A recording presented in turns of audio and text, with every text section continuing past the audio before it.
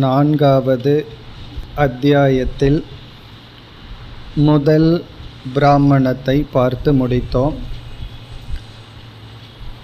இங்கு சில உபாசனைகள் பேசப்பட்டது. ஜனகர் யாக்ஞவல்க்யருடைய சம்வாதமாக இந்த உபாசனை அமைந்திருந்தது. ஜனகர் 6 ஆசிரியர்களிடம் சில தத்துவங்களை பயின்றிருந்தார். அதனால்தான் இந்த முதல் பகுதிக்கு ஷடாச்சாரிய பிராமணம் என்பது பெயர். யாக்ஞவல்க்யர் ஜனகரிடம் கேட்கின்றார், 6 ஆசிரியர்களிடம் நீங்கள் பயின்றதை கூறுங்கள், அதற்கு மேல் நான் உபதேசம் செய்கிறேன் என்று. பிறகு ஒவ்வொரு தேவதையினுடைய ஒவ்வொரு தத்துவத்தை ஜனகர் கூற யாக்ஞவல்க்யர் அதற்கு மேல் உபதேசத்தை செய்கின்றார். அதையெல்லாம் பார்த்து முடித்தோம். இந்த பிராமணத்தில் நாம் முக்கியமாக பார்த்த கருத்து, 6 ஆசிரியர்களுடைய வார்த்தை பிரமாணமாக எடுத்துக்கொள்ளலாம் என்பதற்காக அவர்கள் பண்பட்டவர்கள் என்பதை யாக்ஞவல்க்யர் மாத்ருமான் பித்ருமான் ஆச்சாரியவான் ப்ரூயாத், யார் தாய் தந்தை குரு இவர்களிடம் முறையாக பெற வேண்டிய பக்குவத்தை பெற்றுள்ளார்களோ அவர்கள் பண்பட்ட மனதுடன் இருப்பார்கள். அவர்களிடம் நாம் கேட்கும் பொழுது அந்த வாக்கியம் பிரமாண வாக்கியம் என்று உபதேசம் செய்தார். பிறகு ஒவ்வொரு தேவதையையும் எந்த பெயரில் தியானிக்க வேண்டும்ங்கிறது இங்கு ரொம்ப முக்கியமாக கூறப்பட்டது. இப்போ வாக் என்கின்ற இந்திரியத்தை பிரக்ஞா என்கின்ற நாமத்துடன் தியானிக்க வேண்டும். வாக்குக்கும் ஞானத்திற்கும் இங்கு சம்பந்தம் பேசப்படுகிறது. இப்போ எந்த வாக்க உபனிஷத்து அந்யா வாச்சோ விமுஞ்சத நாதிவாதி பவதி என்றெல்லாம் பேச வேண்டாம் என்று வாக்கை துறக்கச் சொல்கின்றதோ அதே உபனிஷத் வாக்கின் மூலமாகத்தான் ஞானத்தை அடைய முடியும். நம்முடைய வாக் இந்திரியத்தை சரியாக பயன்படுத்தினால்தான் கேள்வியெல்லாம் கேட்டு அறிவை அடைய முடியும். ஆகவே அறிவுக்கும் வாக்குக்கும் சம்பந்தம் இருப்பதனால் வாக் என்கின்ற இந்திரியத்தை, அதற்கு அதிஷ்டானமான தேவதையை பிரக்ஞா என்ற பெயரில் தியானிக்க வேண்டும். இவ்விதமே வாயு பிராண தத்துவத்திற்கு பிரியம் என்று பெயர். இவ்விதம் சில உபாசனைகளை பார்த்தோம். பிறகு இறுதியாக உபாசனையினுடைய பலனாக நாம் பார்க்கும் பொழுது தேவோ பூத்வா தேவான் அப்யேதி என்று சொன்னார். எந்த தேவதைகளை நாம் உபாசனை செய்கின்றோமோ அந்த தேவதை சொரூபமாகவே உயிரோடு இருக்கும் பொழுது மாறி, பிறகு இறந்ததற்கு பிறகும் தேவதா அம்சத்தை அடைவோம், அந்த தேவதைகளுடன் கலந்து விடுவோம் என்று சொன்னார். இங்கே தேவோ பூத்வா என்பதற்கு நாம் பொருள் பார்த்தோம். உயிரோடு இருக்கும் பொழுது அந்த தேவதைகளிடம் இருக்கின்ற சில சக்திகள் நமக்கு கிடைக்கும். இப்போ தேவர்களுக்கு சில சக்தி இருக்கு, நம்மையை காட்டிலும் மனுஷனை காட்டிலும் அதிகமான சக்தி இருக்கு. அந்த சக்திகளை உபாசகர்கள் பெறுவார்கள். அப்படின்னா மற்ற மனிதர்களிடம் இல்லாத சில சக்திகளை நாம் பெறுவோம். வாக் தேவதை உபாசனை பண்ணால் நம்ம சொல்கின்ற வாக் பழிக்கும். இப்படி சில சித்திகளை பெறலாம். இதெல்லாம் என்ன? சம்சாரத்திற்குள் வருகின்ற சித்திகள். பிறகு இறுதியாக நாம் பார்த்தது முதல் பிராமணத்தில் ஜனகருடைய தட்சிணை. யாக்ஞவல்க்யரிடம் இந்த ஞானத்தை பெற்றவுடன் ஜனகர் தட்சிணையாக 1000 பசுக்களை கொடுக்கின்றேன், 1000 காளை மாடுகளுடன் 1000 பசுக்களை நான் தானமாக கொடுக்கிறேன் என்று சொல்கின்றார். அதற்கு யாக்ஞவல்க்யர் மறுத்து விடுகின்றார். என்னுடைய உபதேசத்தை நான் பூர்த்தி செய்யவில்லை, நான் பூர்த்தி செய்யாமல் தட்சிணையை பெற்றுக்கொள்ளவில்லை என்று மறுத்து விடுகின்றார். இப்போ இத்துடன் முதல் பிராமணம் முடிவடைகின்றது. இந்த 4வது அத்தியாயத்தில் முதல் பிராமணம் முடிவடைகிறது. இனி 2வது பிராமணத்திலிருந்து தான் நமக்கு வேதாந்த விசாரம் ஆரம்பமாகின்றது. இந்த 2வது பிராமணமும் மிக சுருக்கமானது. நாம் விஸ்தாரமாக பார்க்க போவது 2 பிராமணம், 3, 4 இந்த 2 தான். அதில் இந்த இரண்டாவது பிராமணத்திலையும் வேதாந்தம் இருக்கின்றது. சுருக்கமாக இங்கு வேதாந்த தத்துவம் கூறப்படுகிறது. நாம் இரண்டாவது பிராமணத்திற்கு செல்லலாம். இரண்டாவது பிராமணம் முதல் மந்திரம். ஜனகோக வைதேக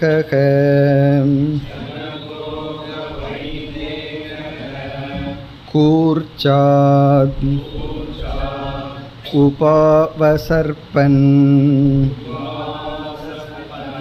உவாச்ச நமஸ்தேஸ்து யாக்ஞவல்க்ய அனுமாஷாதீதி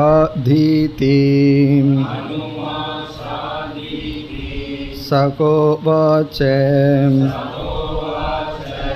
யதா வை சம்ராட்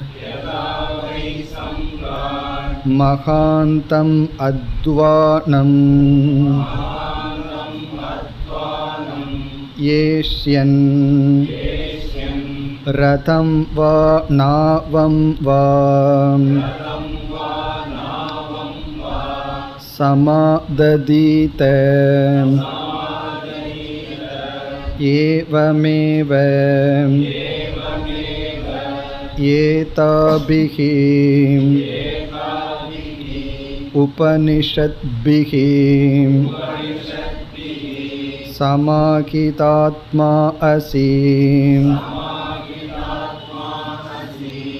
ஏவம் விருந்தாரகः ஆட்யசன் அதீதவேதக உக்த உபனிஷத்கக இதோ விமுச்யமானக குவ கமிஷ்யசீதி நாகம் தத் பகவன் வேத யத்ர கமிஷ்யாமி இதி அத வை தேகம் தத் வக்ஷ்யாமி யத்ர கமிஷ்யசீதி ப்ரவீது பகவானிதி.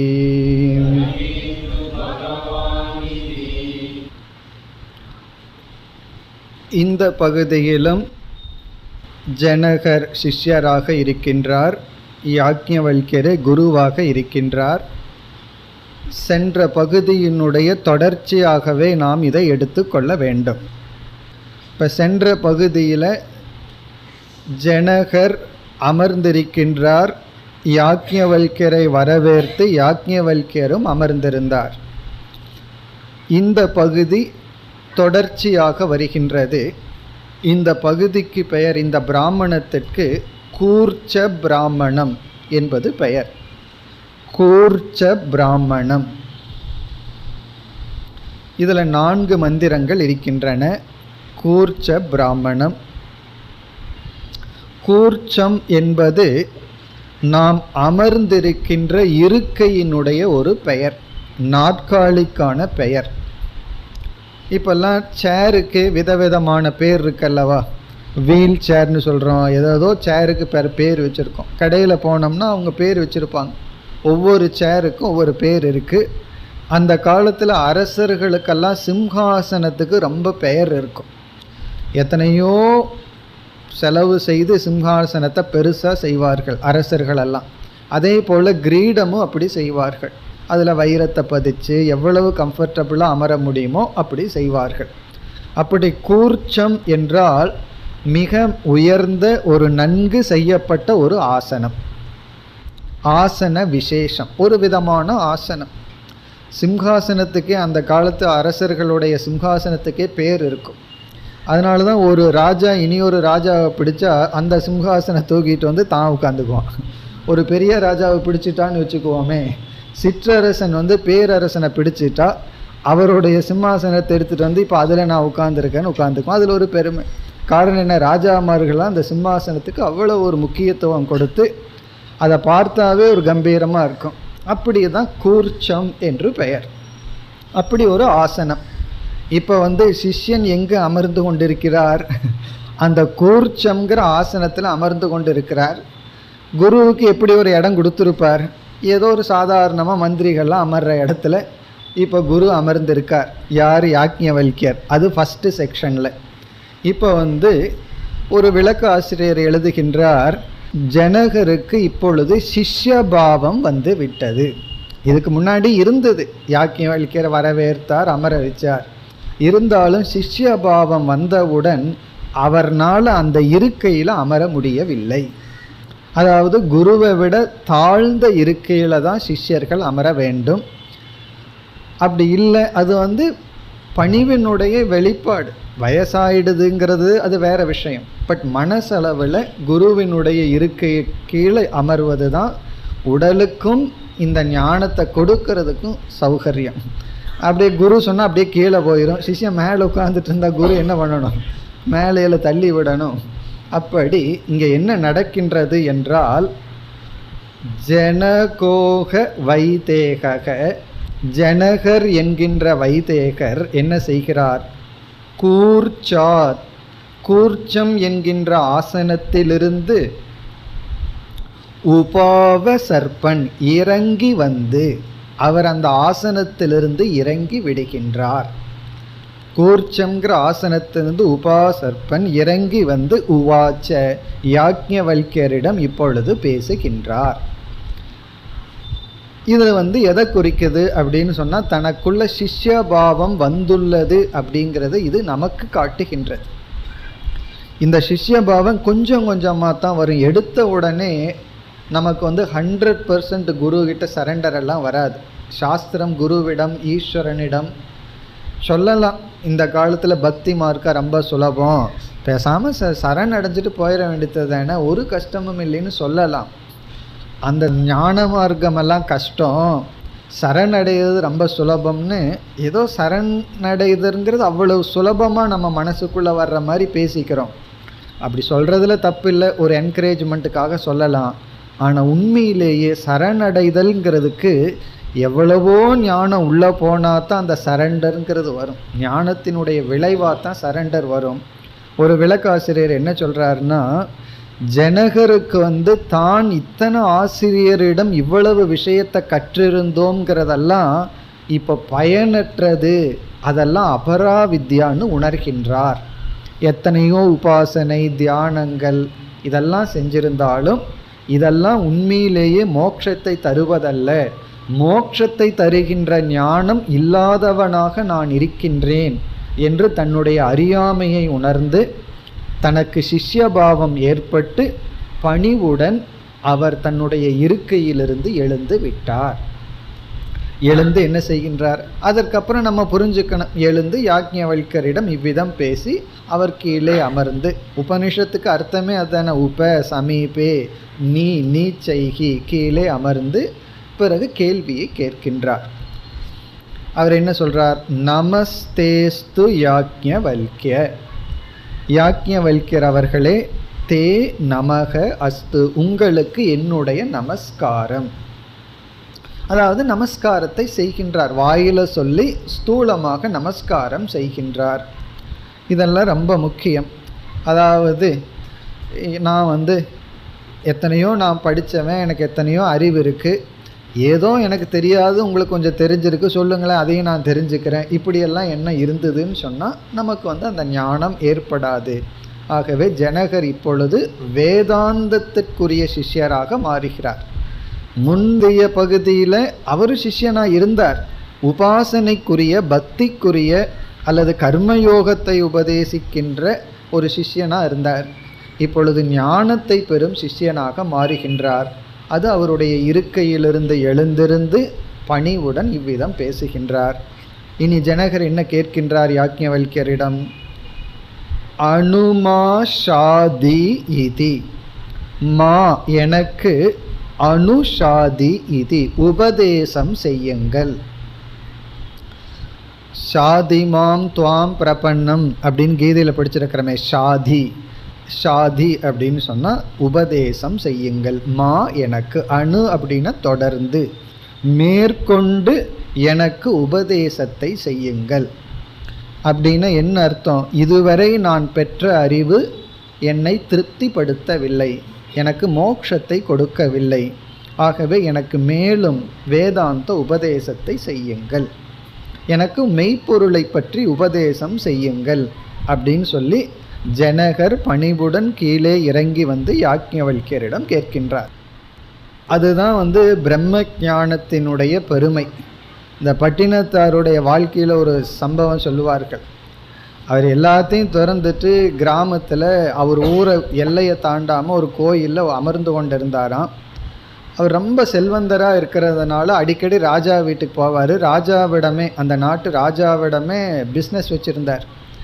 அவருடைய நிலையை பார்த்துட்டு ராஜாவிடம் போய் சொன்னார்கள், இவருக்கு நல்லா இருந்தார், இப்போ என்ன ஆச்சு, இவர் பாவம் இப்படி இருக்காருன்னு சொல்லி ராஜா அட்வைஸ் பண்ண வர்றார்.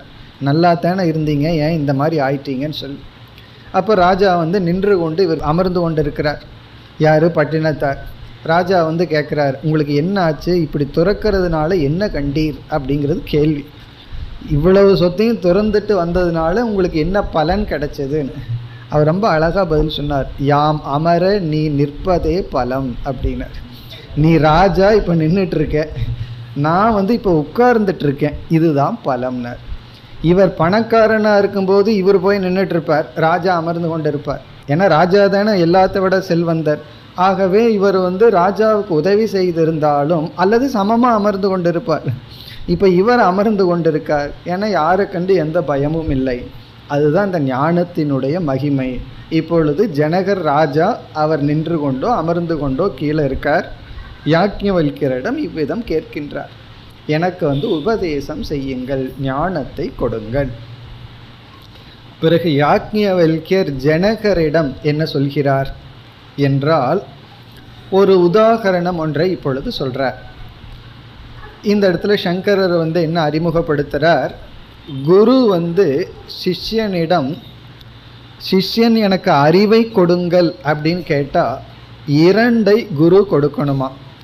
ஒன்று ஞானம், இனி ஒன்று ஞான சாதனம். ஞானத்தையும் கொடுக்கணும், ஞான சாதனையையும் கொடுக்கணுமா. இங்கே ஞானம் ஞான சாதனம் அப்படின்னு சொன்னால் அந்த பரம்பொருளை பற்றிய ஞானத்தை, பரம்பொருளினுடைய லட்சணத்தை சொல்வதன் மூலமாக கொடுக்கணும். இப்படித்தான் பரம்பொருளினுடைய லட்சணம் இருக்குது அப்படின்னு பரம்பொருளை பற்றிய அறிவை கொடுக்கணும். பிறகு இந்த ஞான சாதனம் என்றால், இந்த ஞானத்தை பெறுவதற்கு என்னென்ன சாதனைகள் உனக்கு தேவை, என்னென்ன சாதனையை நீ பூர்த்தி பண்ணணும், அத்துடன் இந்த ஞானத்தில் நிலை பெற நீ என்னென்ன சாதனை செய்ய வேண்டும். அப்போ இந்த சாதனையை ரெண்டாக பிரிச்சிடுறோம். ஞானத்தை பெற சில சாதனைகள், ஞானத்தில் நிலை பெற சில சாதனைகள். இப்படி சாதனையும் கொடுக்கணுமா, பிறகு ஞானத்தையும் கொடுக்கணுமா. சில பேர் நான் இதை கொடுக்குறேன் வாங்கிட்டு என்னமோ பண்ணிட்டுருவாங்க. அதாவது பெற்றோர்கள் பையனுக்கு என் சொத்தை நான் உனக்கு உன்னோட பகுதியை நான் கொடுக்குறேன், நீ என்ன பண்ணாலும் சரின்ட்டுருவாங்க. சொத்தை பிரித்து கொடுத்தாச்சு, நீ அதை வளர்த்துறியோ நாசம் பண்ணுறியோ என்னமோ பண்ணு. அப்படி இல்லாமல் பெற்றோர் என்ன பண்ணணும்னா, சொத்தை கொடுத்து அதை வச்சு காப்பாற்ற வேண்டிய பக்குவத்தையும் அறிவையும் கொடுக்கணும். அதே போல் குரு நீ கேட்குற நான் உபதேசம் பண்ணிடுறேன் அப்படின்னு இல்லாமல், இந்த ஞானத்தை அடையிறதுக்கு என்னென்ன சாதனைகளோ அதையும் உபதேசம் பண்ணணும். அது சிஷ்யன் கேட்டாலும் கேட்காவிட்டாலும். பிறகு ஞானத்தை ஒரு கால் நீ அடைஞ்சின்னா அதை நீ வச்சு காப்பாற்றுறதுக்கு என்ன சாதனை, அந்த இரண்டையும் கொடுக்க வேண்டும். அதைத்தான் இங்கே உதாகரணம் மூலமாக இங்கு சொல்லப்படுகின்றது. ஒரு எக்ஸாம்பிள் சொல்கிறார். சொல்லி ஒரு சிஷ்யன் இதை எடுத்துக்கொள்ள வேண்டும், இந்த மாதிரி சாதனைகளை எடுத்துக்கொள்ள வேண்டும் சொல்லி முதல்ல சொல்கின்றார். ஆகவே ஜனகருக்கு யாக்ஞவல்கியர் சொல்கின்ற முதல் உபதேசம், டீச்சிங் அடுத்த மந்திரத்தில் தான் ஆரம்பிக்கின்றது. இப்போ இதில் என்ன சொல்கிறார் என்றால், நாம் ஒரு இடத்திலிருந்து இனியொரு இடத்திற்கு பயணம் மேற்கொண்டால், எக்ஸாம்பிள் சொல்கிறார், ரொம்ப தூரம் பயணம் செய்கிறதா இருந்தால் ஒரு இடத்த நம்ம ரீச் பண்ணணும். ஒரு இடத்துல நம்ம இருக்கோம், இனியொரு இடத்த நம்ம அடையணும்னு சொன்னால் நம்ம இருந்த இடத்திலேயே இருந்துட்டு அடைய முடியாது. அதற்கு உகந்த வாகனத்தை நாம் எடுத்துக்கொள்ள வேண்டும். அந்த வாகனத்தை எடுத்துக்கொண்டு நம்ம அந்த இடத்தை அடையணும். அந்த இடத்திற்கு தகுந்த மாதிரி வாகனத்தை எடுத்துக்கொள்ள வேண்டும். அதே போல மோக்ஷங்கிற லட்சியத்திற்கு நாம் சில சாதனைகளை எடுத்துக்கொள்ள வேண்டும் என்று வாகனத்தை சில சாதனைகளாக, மோக்ஷங்கிற ஒரு லட்சியத்திற்கு சில வாகனங்கள் சில சாதனைகள் தேவை. அந்த சாதனைகள் முதல் விதமான சாதனைகள் நம்மை பண்படுத்துகின்ற சாதனைகள். அதாவது நம்மை தூய்மைப்படுத்தி நமக்கு சாதன சதுஷ்டய சம்பத்தியை கொடுக்கும் சில சாதனைகளை எடுத்துக்கொள்ள வேண்டும். அந்த எண்ணத்தில் இப்பொழுது பேசுகின்றார். இப்போ மந்திரத்திற்குள் சென்றால், யதாவை சம்ராட், யதாவைன எக்ஸாம்பிள், ஏ சம்ராட் ராஜா, மகாந்தம் அத்வானம் ஏஷ்யன். அத்வானம்னா இந்த இடத்துல பயணம், மகாந்தம்னா பெரிய பயணம், நீண்ட பயணம். நீண்ட பயணம், ஏஷ்யன் என்றால் செய்ய விரும்புபவன். நீண்ட பயணத்தை மேற்கொள்ள விரும்புபவன் என்ன செய்ய வேண்டும்? ரதம் வா நாவம் வா சமாததீத. ரதத்தையோ படகையோ, கப்பலையோ அல்லது படகையோ எடுத்துக்கொள்ள வேண்டும். தண்ணியில் போகிறதா இருந்தால் நாவம், சிறு படகு அல்லது கப்பல் அல்லது போட். ரதம்னா பூமியில் போகிறதா இருந்தால். இது எதை குறிக்குதுன்னா உகந்த சாதனையை எடுத்துக்கொள்ள வேண்டும் அப்படின்னு அர்த்தம். நாம் எந்த பாத வழியாக போகிறோமோ அதற்கு தகுந்த சாதனையை எடுத்துக்கொள்ள வேண்டும். நாம் பெரிய பயணத்தை மேற்கொள்ளணும்னா அதற்கு தகுந்த வாகனத்தை நாம் தேர்ந்தெடுத்து எடுத்துக்கொள்ள வேண்டும். இது எதை குறிக்குதுன்னா சாதனையை குறிக்கின்றது. ஞானத்திற்கும் ஞான நிஷ்டைக்கும் உரிய சாதனையை நாம் எடுத்துக்கொள்ள வேண்டும். பிறகு அடுத்த பகுதியில் என்ன சொல்கின்றார்? யாக்ஞவல்யர் ஜனகரை அங்கீகாரம் செய்கின்றார். நீ உகந்த சிஷ்யனாக இருக்கின்றாய். அதாவது ஒரு வேலிடேஷன் கொடுக்குறார். அது ரொம்ப முக்கியம். நீ எதுக்கும் லாய்க்கில்லை, உதவாக்கிற, நான் சொல்லி பார்க்குறேன், உனக்கு புரிஞ்சா புரியட்டு புரியாட்டி போகட்டு, இப்படி குரு சிஷ்யங்கிட்ட சொன்னால் எப்படி இருக்கும்? அப்படியெல்லாம் இல்லாமல் இங்கே யாக்ஞவல்யர் என்ன சொல்கிறாருன்னா, ஜனகரை பார்த்து, நீ ஞான சாதனையுடன் ஏற்கனவே கூடி இருக்கின்றாய், நீ ஞான சாதனைகளையெல்லாம் பின்பற்றியவனாக இருக்கின்றாய் என்று ஜனகரை ஒரு வேலிடேஷன் கொடுக்குறார். அது ரொம்ப முக்கியம். சிஷ்யர்களாகட்டும் குழந்தைகளாகட்டும் அவங்களுக்கு பெரியவங்க அவங்கள அங்கீகரிக்கணும். அப்பொழுது தான் ஒரு உற்சாகம் ஏற்படும். தப்பு பண்ணும்போது திட்டலாம் பாவி அப்படின்னு சொல்லி எப்பொழுதுமே திட்டிகிட்டு இருக்கக்கூடாது. அது குறைகளையே சொல்லிகிட்டு இருக்கக்கூடாது. அவர்கள் செய்த சில நிறைகளையும் அவர்களிடத்தில் இருக்கிற ப்ளஸ் பாயிண்ட்டையும் காட்டணும். குறிப்பாக சிஷ்யனாக வருபவர்கள் அவர்கள் அறியாமையே அவர்களை நெகேட் பண்ணிட்டு வந்திருப்பார்கள். உலகம் சரியில்லை, ஏன்னா உலகம் இன்பத்தை கொடுக்கறதில்லை, ஒரு வைராகியம் கொஞ்சம் வந்திருக்கும். ஆகவே தன்னிடத்திலேயே ஒரு வெறுப்பு வந்திருக்கும். தன்னையும் அவர்கள் நீக்கி இருப்பார்கள்.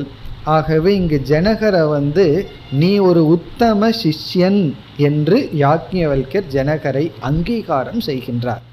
அதாவது நீ ஞான சாதனையை எடுத்து கொண்டவனாக இருக்கின்றாய், ஆகவே நான் உபதேசம் செய்ய நீ அர்ஹதையானவன் அப்படின்னு சொல்றார். அதுதான் அடுத்த பகுதி. அப்போ அடுத்த பகுதியில் யாக்ஞவல்யர் ஜனகரை அங்கீகாரம் செய்து நீ இப்படிப்பட்டவனாக இருக்கின்றாய் என்று சொல்றார். சில சமயம் அது உண்மையாக இருக்கும். சிஷ்யர்கள் சில பேர் உண்மையிலேயே கொஞ்சம் பக்குவம் அடைந்திருப்பார்கள். சில குறைகள் இருக்கும், அது யாரிடம் இல்லை. ஆனால் அவர்கள் அந்த குறையை மட்டும் பார்த்துட்டு தன்னிடம் இருக்கிற நிறைய பார்க்காம எப்பொழுதுமே தன்னை நொந்து கொண்டு குறைப்பட்டு கொண்டே இருப்பார்கள். இப்போ குரு அப்படிப்பட்டவர்களை பார்த்து என்ன செய்யணும்? அவர்களுடைய நிறைவு பகுதியை பார்த்து, இல்லை உனக்கு இந்த இடத்துல நீ நிறைவை அடைந்துள்ளாய் என்று அவர்களை அங்கீகரிக்கணும். அதை இப்பொழுது செய்கின்றார். இப்போ ஜனகர் எப்படிப்பட்டவராக இருக்கின்றார் என்று குரு யாக்ஞவல்யர் வர்ணிக்கின்றார். அடுத்த பகுதி, ஏவம் ஏவ அவ்விதமே ஏதாபிகி உபனிஷத்பிகி சமாஹிதாத்மா அசி. அசின நீ இருக்கின்றாய், ஜனகராகிய நீ இவ்விதம் இருக்கின்றாய். ஏதாபிகி உபனிஷத்பிகி, ஏதாபிகின இவ்விதமான உபனிஷத்துக்களுடன் சமாஹிதகன கூடியிருப்பவனாக இருக்கின்றாய். இங்க உபனிஷத்துனா உபாசனைகள் அர்த்தம். இங்கு சொல்லப்பட்ட உபாசனைகளை செய்தவனாக நீ இருக்கின்றாய். ஏன்னா 6 ஆசிரியரிடம் இருந்து சென்ற பிராமணத்தில் இவர் உபாசன பிரகாரத்தை கேட்டு உபாசனையெல்லாம் பண்ணி வச்சிருக்கார். ஆகவே இந்த உபாசனைகளினால் உன்னை நீ ஒருமுகப்படுத்தியவனாக நீ இருக்கின்றாய். சமாஹிதாத்மா அப்படின்னு சொன்னால் நீ உன்னுடைய மனம் ஒருமுகப்படுத்தப்பட்டு அமைதி அடைந்துள்ளது. எப்படின்னா இதற்கு முன்ன பார்த்த இந்த ஆசிரியர்களிடமிருந்து நீ பெற்ற ஞானத்தை வைத்து நீ உபாசனைகளின் மூலம் உன்னை சமாதானப்படுத்தி உள்ளாய். இப்படி சொன்னால் ஜனகருடைய மனசில் எவ்வளோ குளிர்ந்திருக்கும். பரவாயில்லையே, நம்ம சரியாக தான் பண்ணியிருக்கோம், நம்ம பண்ணுறதை குரு புரிந்துள்ளார் அப்படின்னு சொல்லி சந்தோஷப்படுவார். சமாஹிதாத்மா அசி, அதாவது உபாசனைகளினால் உன்னை நீ ஒருமுகப்படுத்தியவனாக இருக்கின்றாய்.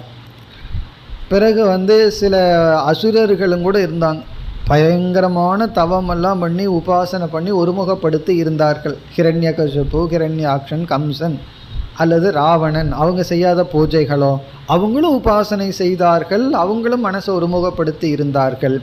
ஆனால் ஜனகர் அதிலிடமிருந்து வேறாக இருக்கின்றார். எப்படி இருக்கின்றாராம்? அடுத்த சொல் ஏவம் விருந்தாரகக. விருந்தாரகக என்றால் பூஜ்யக, வணங்கத்தக்கவனாக நீ இருக்கின்றாய். நல்லொழுக்கத்துடன் கூடியவனாக நீ இருக்கின்றாய். நல்ல மனிதன் அர்த்தம், அதாவது சித்த சுத்தியுடன் கூடியவனாக இருக்கின்றாய். விருந்தாரகக அப்படின்னு சொன்னால் பூஜ்யக, வணக்கத்திற்குரியவனாக நீ இருக்கின்றாய். ஒரு ராஜா நல்ல ஆட்சி செய்தால் எல்லாம் அவர்களை வணங்குவார்கள், கொடுங்கோல் ஆட்சி செய்தால் எல்லாம் அவர்களை துவேஷிப்பார்கள், மனதுக்குள்ளே சாபம் கொடுத்து கொண்டு இருப்பார்கள். நீ இந்த உலகமே உன்னுடைய நாட்டு மக்களெல்லாம் உன்னை வாழ்த்துவது போல நீ வாழ்ந்து கொண்டு இருக்கின்றாய். அவ்வளவு ஒழுக்க சீலனாக நீ இருக்கின்றாய். வெறும் ஜபம் செய்து உபாசனை செய்து மனதை ஒருமுகப்படுத்தி மட்டும் நீ வைக்கல, நீ ஒழுக்கமுடையவனாகவும் தார்மீகமானவனாகவும் இருக்கின்றாய். இதெல்லாம் எதற்கு அப்படின்னு சொன்னால் இதெல்லாம் தான் ஞான சாதனை. இப்படிப்பட்ட சாதனையை நீ எடுத்துக்கொண்டவனாக, சாதனையுடன் கூடியவனாக நீ இருக்கின்றாய். பிறகு அடுத்த சொல் ஆட்யக. ஆட்யகன பெரிய செல்வந்தனாகவும் நீ இருக்கின்றாய். ஏன்னா ராஜாவாக இருக்கும்போது ஏழை இல்லையே, செல்வந்தனாகவும் நீ இருக்கின்றாய். ஆட்யக சன், இந்த சன்கிறதுல ரொம்ப அழகா, நீ செல்வந்தனாக இருந்த போதிலும் இப்படிப்பட்ட குணத்துடன் இருக்கின்றாய். அதுதான் இங்கே சூக்ஷ்மம். ஆட்யக சன் அப்படின்னா இந்த இடத்துல செல்வந்தனாக இருக்கின்றாய்ங்கிறத ஒரு தகுதியாக யாக்ஞவல்யர் கூறவில்லை. உனக்கு பணமும் இருக்கு, அது ஒரு தகுதிங்கிறத சொல்லலை. ஆட்யகசன் செல்வந்தனாக இருந்த போதிலும் நீ சமாஹிதாத்மா விருந்தாரகக என்பது பொருள். உனக்கு எவ்வளவு செல்வம் இருந்தும் அந்த செல்வத்தினால் நீ நன்மையை அடைந்துள்ளாய்.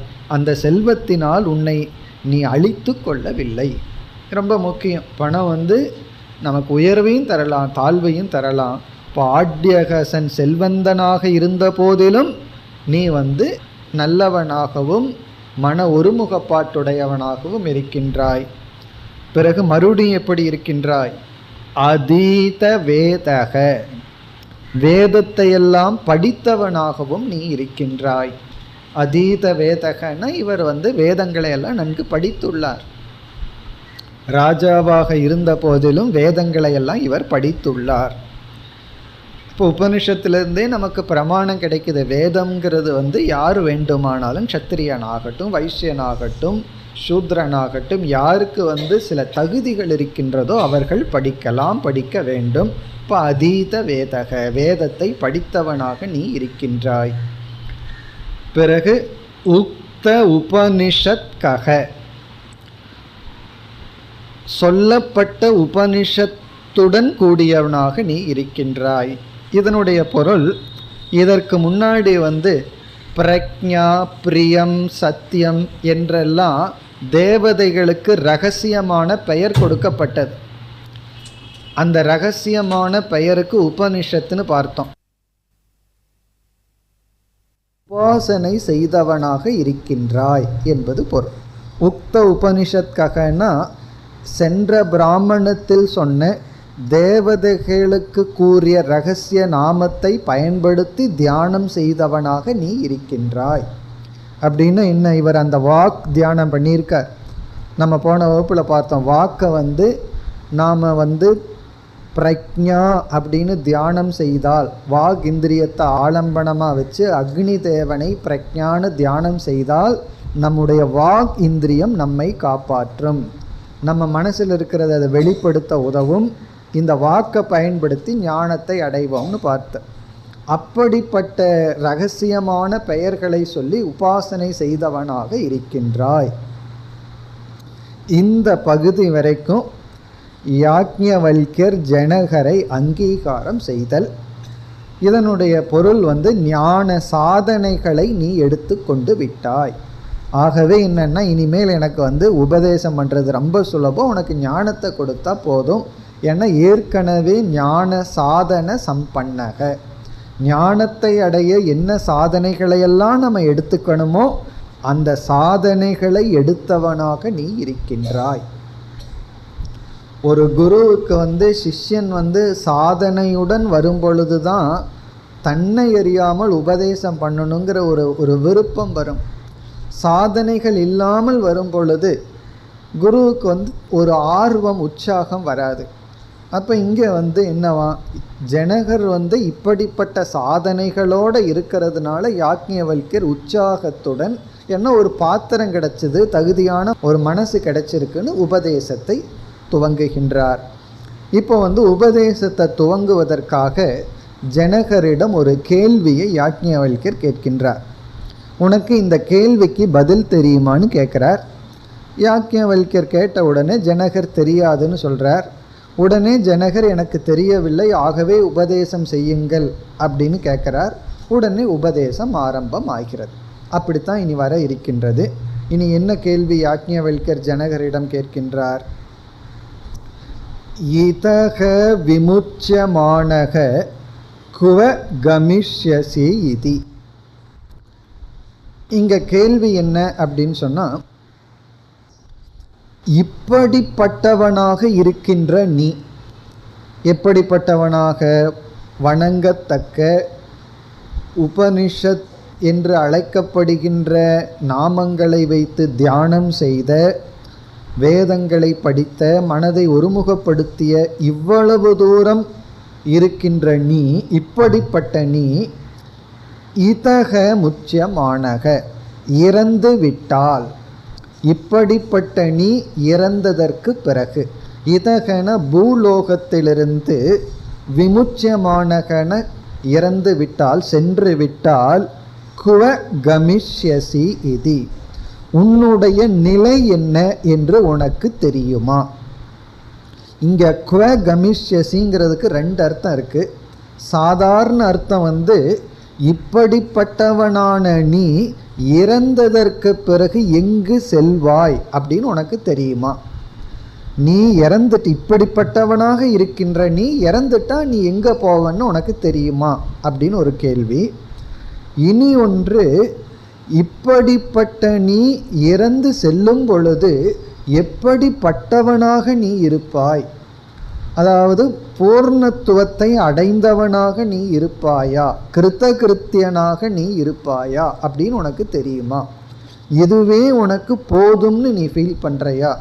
இப்போ நீ எப்படி இருக்கிறையோ, அதாவது ஞான சாதனையோடு இருக்க, ஆனால் ஞானத்தோட நீ இல்லை, அப்படிப்பட்ட நீ இறந்ததற்கு பிறகு உன்னுடைய நிலை என்னன்னு உனக்கு தெரியுமா அப்படிங்கிறது இங்கு கேள்வி.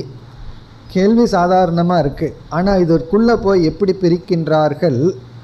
ஏற்கனவே சென்ற பிராமணத்தில் சொல்லப்பட்டது தேவோ பூத்வா தேவான் அப்பியேதின்னு சொல்லப்பட்டது. இவர்களுடைய பலன் ஏற்கனவே சொல்லிட்டார். இப்படி உபாசனை செய்பவர்கள் இறந்ததற்கு பிறகு, உயிரோடு இருக்கும்போது தேவதையிடமிருந்து சில சக்திகளை பெற்று இறந்ததற்கு பிறகு தேவதா அம்சமாக மாறுவார்கள், அல்லது அந்த தேவலோகத்தில் போய் இருப்பார்கள் சொல்லியாச்சு. ஆனால் இங்கே கேள்வி என்ன அப்படின்னு சொன்னால், அந்த தேவதை ஆகவே ஆக முடியாது இந்த சிருஷ்டியில். ஏன்னா அந்த தேவதை ஏற்கனவே இருக்கிறார்கள். இருக்கும்போது தேவதையினுடைய சில அம்சங்களான சக்திகள் அடையலாம், பிறகு அந்த தேவதையோடு ஒன்றாக இருக்கலாம், ஆனால் அந்த தேவதையாக ஆக முடியாது. அப்படிங்கிற பட்சத்தில் என்னுடைய அந்த வியக்திங்கிறது இருந்து கொண்டு தான் இருக்கும். அந்த இண்டிவிஜுவாலிட்டின்னு சொல்கிறோமே, அது நம்மை விட்டு போகாது. அப்படியே போனாலும் ஒரு தேவனாகத்தான் இருக்க முடியுமே தவிர சர்வமாக இருக்க முடியாது, எல்லாமாகவும் இருக்க முடியாது, ஒரு தனிப்பட்ட தேவனாகத்தான் இருக்க முடியும். ஆகவே இது மோட்சம் அல்ல அப்படிங்கிறது ஜனகருக்கு தெரிஞ்சதுனால ஜனகர் இந்த கேள்வியை கேட்டிருக்கார். ஆகவே ஜனகருக்கு என்ன தெரிகிறது, இந்த ஞானத்தில் நான் மோட்சங்கிறத ஒன்று அடைய முடியாது. காரணம் என்னென்னா, ஒரு தேவனுடைய அம்சமாக நான் இருக்கலாம், அதை விட்டு எனக்கு ஒரு நட்கதி இல்லை, கிருத்த கிருத்தியக அப்படிங்கிற நிலை இல்லை, அதுதான் எனக்கு தெரிகிறது, அதற்கு மேல் எனக்கு தெரியவில்லை.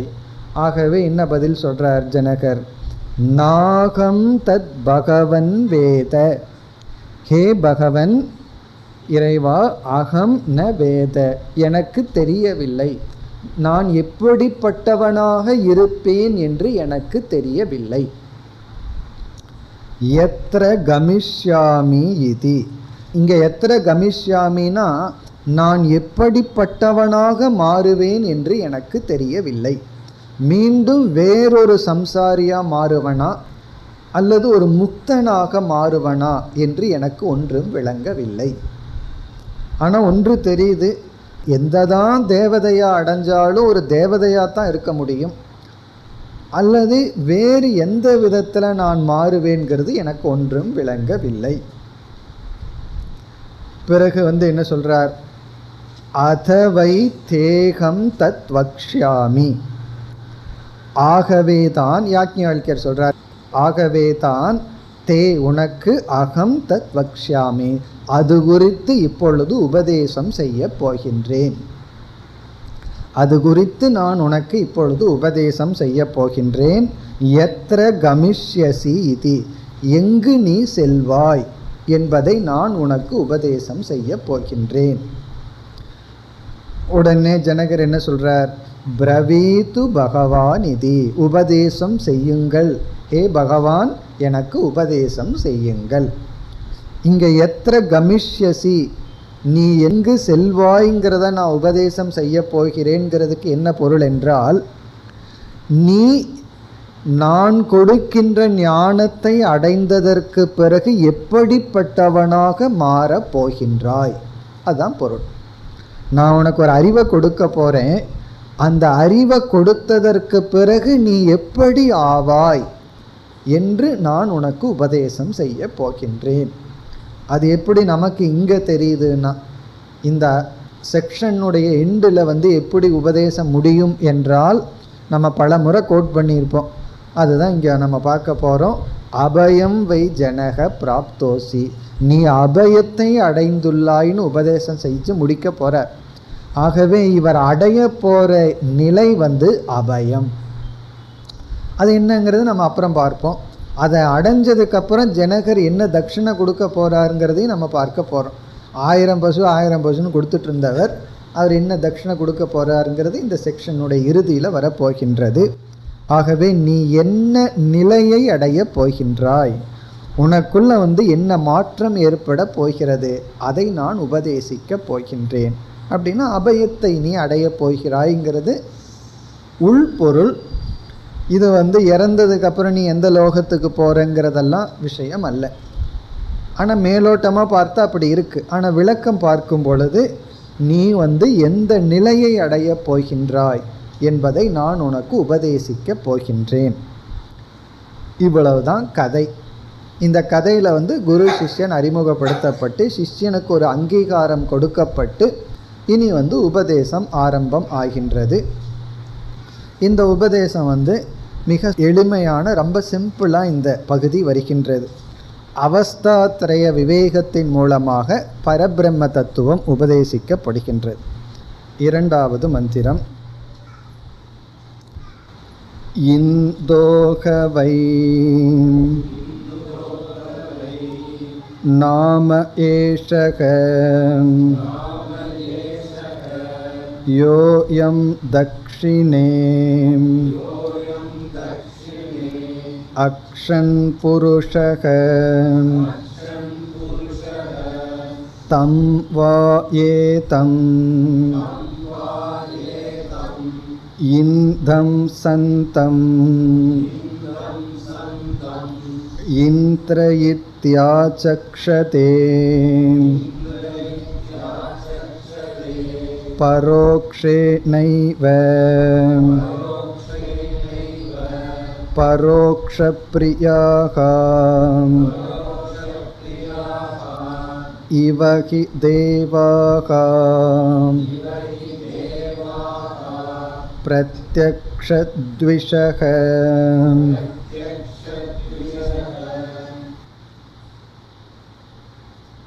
இரண்டு, மூன்று, நான்கு இந்த செக்ஷனில் இருக்கிறதே 4 மந்திரம்.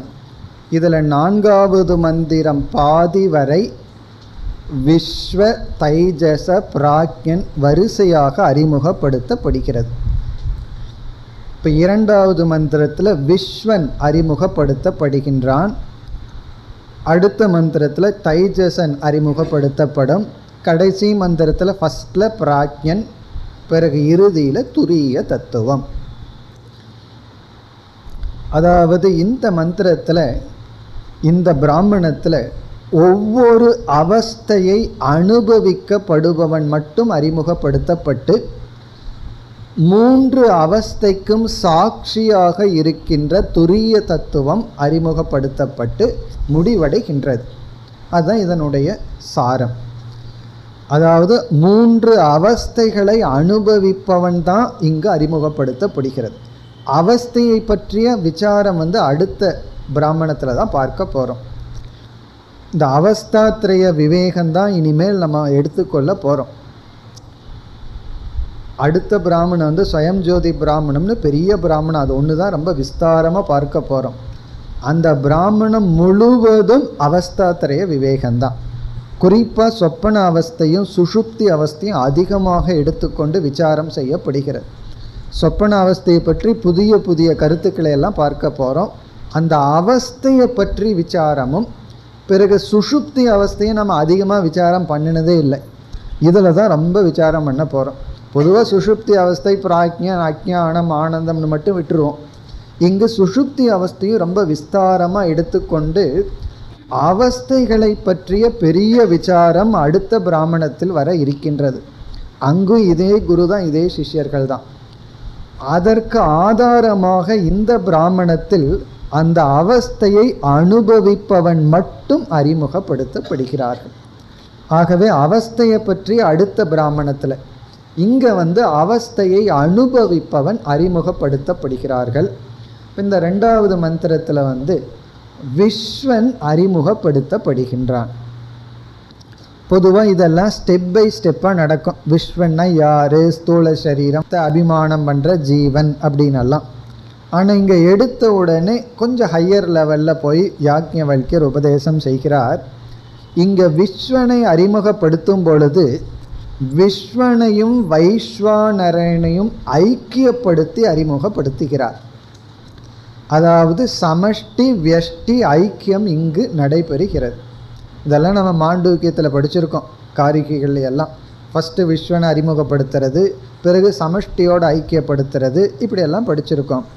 அது இந்த ஒரே மந்திரத்தில் நடக்கின்றது.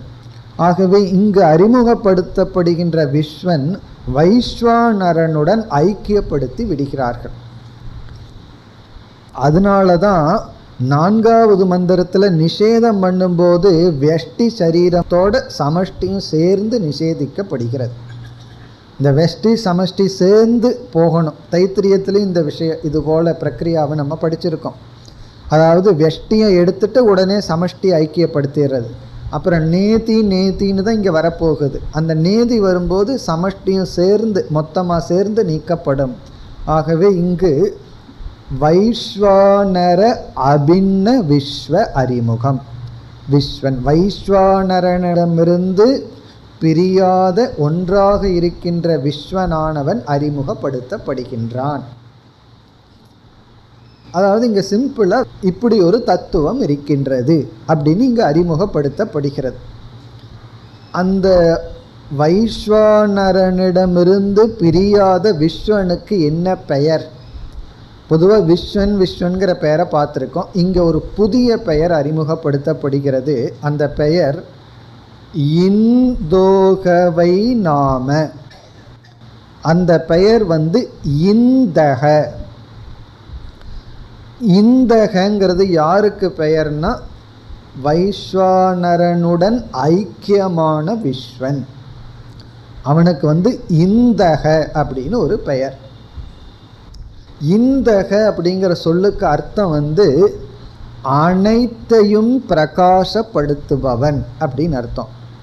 இந்தக அப்படின்னா சர்வம் இந்தயதி பிரகாசயதி, எல்லாவற்றையும் பிரகாசப்படுத்துபவன்.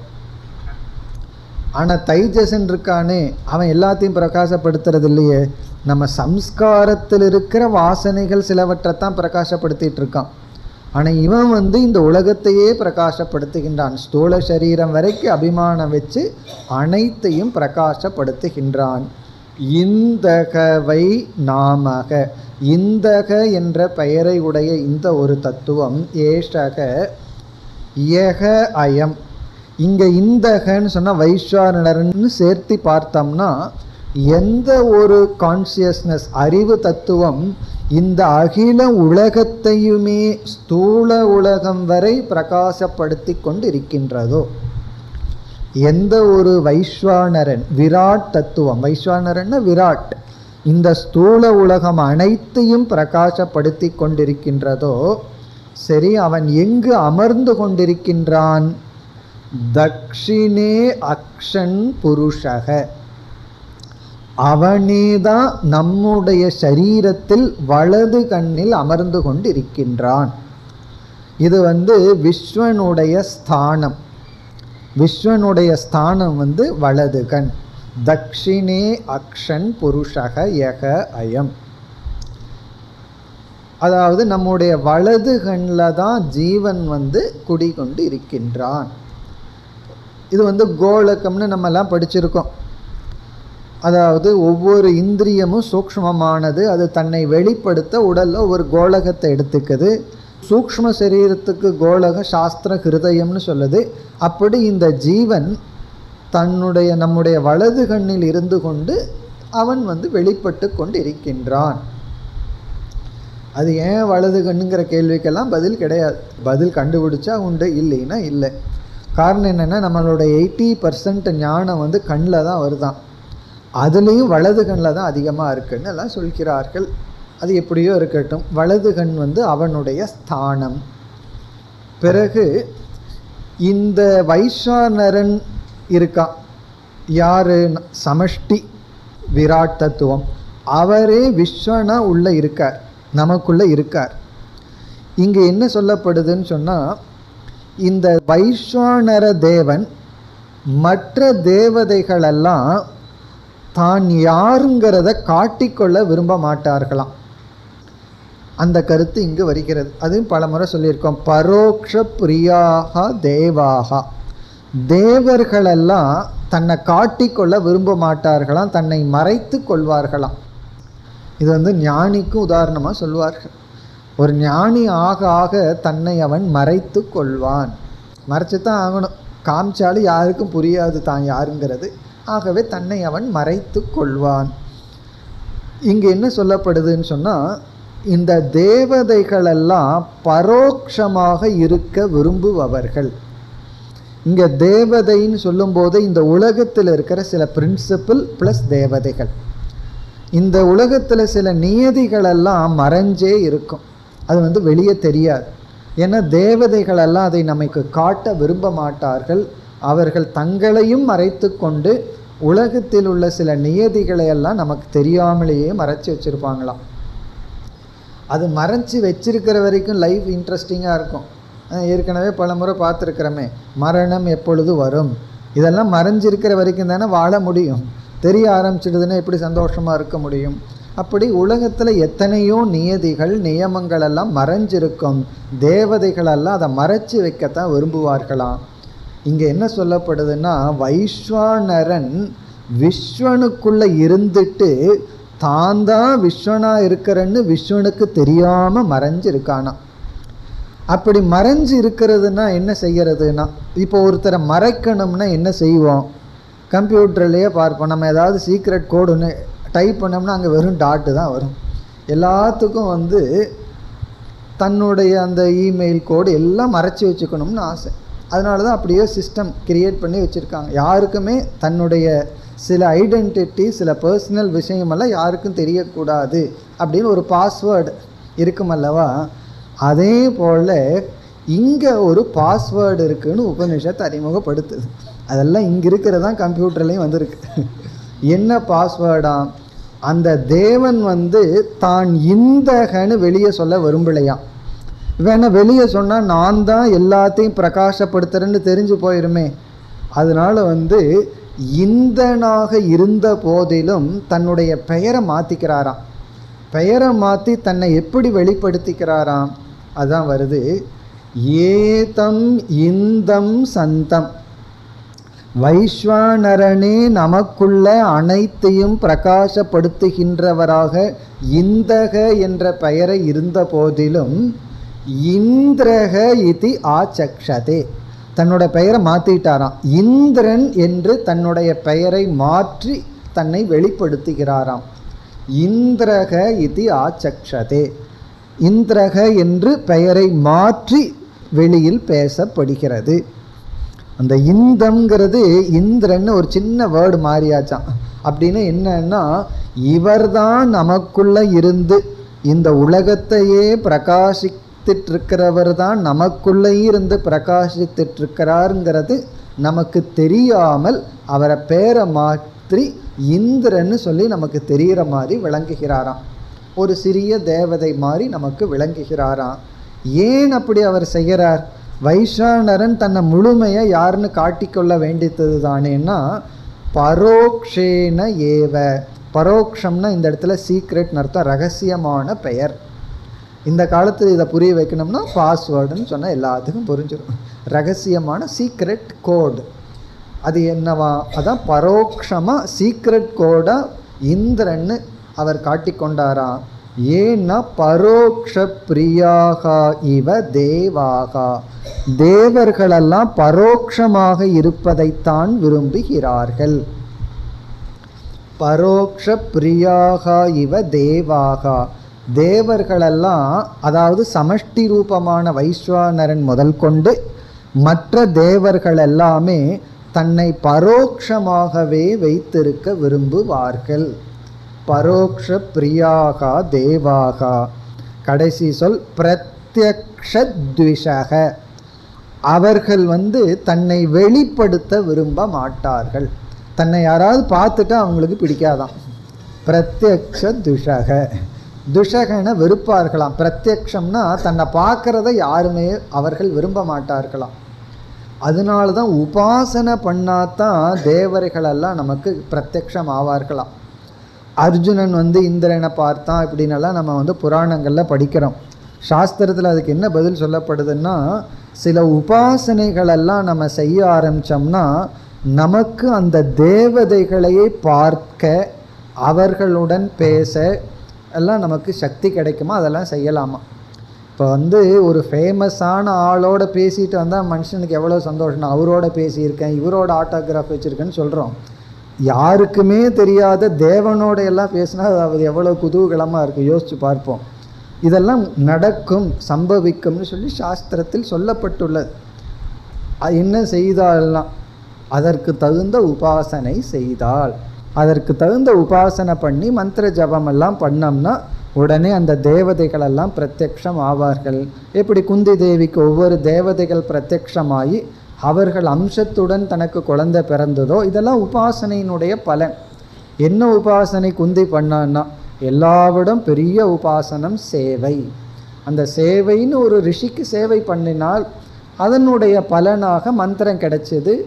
இதெல்லாம் உபனிஷத்தினுடைய கருத்து தான், புராணங்களில் கதை மூலமாக வந்துள்ளது.